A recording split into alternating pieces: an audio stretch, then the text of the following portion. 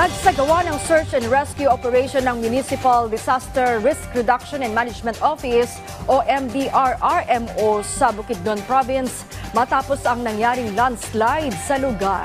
Yan ang ulat ni Jaira Mundez ng PTV Davao.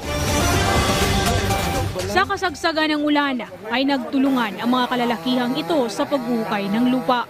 Nauna na kasing naiulat na may isang pamilyang nailibing ng buhay matapos ang matinding landslide sa sitio Minalong, Barangay Kausayan, Kitaw-Tao, Bukidnon Province.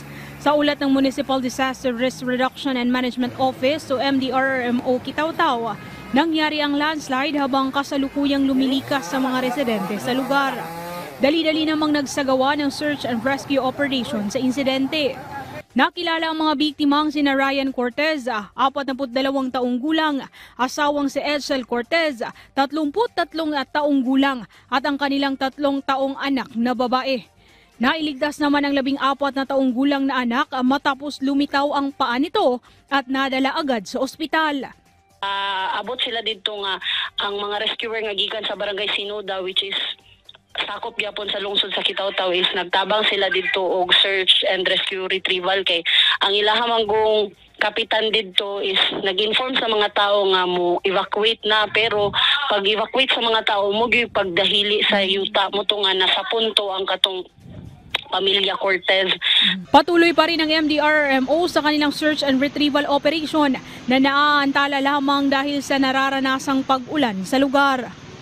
Dito sa insidente nga nahitubuon gyud ma'am, wala na dito ang mga tao kay na-displace naman sila. Ang ilahang topography gyud as barangay is kuan gyud siya, mountainous gyud siya. Nagpaalala naman ang mga otoridad na mag-ingat sa pagbiyahe sa mga landslide-prone areas sa Bukidnon, lalo na sa tag-ulan. Nag-abiso rin sila na huwag basta-bastang maniniwala sa mga maling impormasyon na nakikita online at ipagbigay alam agad sa kinaukulan. Mula rito sa PTV Davao, Jaira Mundez para sa Pambansang TV sa Bagong Pilipinas.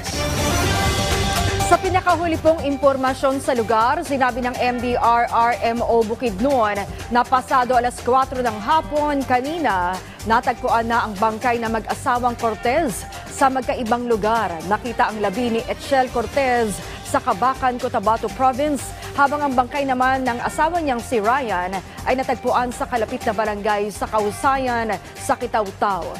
Tinapos na rin ang search and retrieval operation nang irekomendang posibleng inanod ng tubig sa ilog o kaya ng ulan ang labi ng 3 taong gulang nilang anak.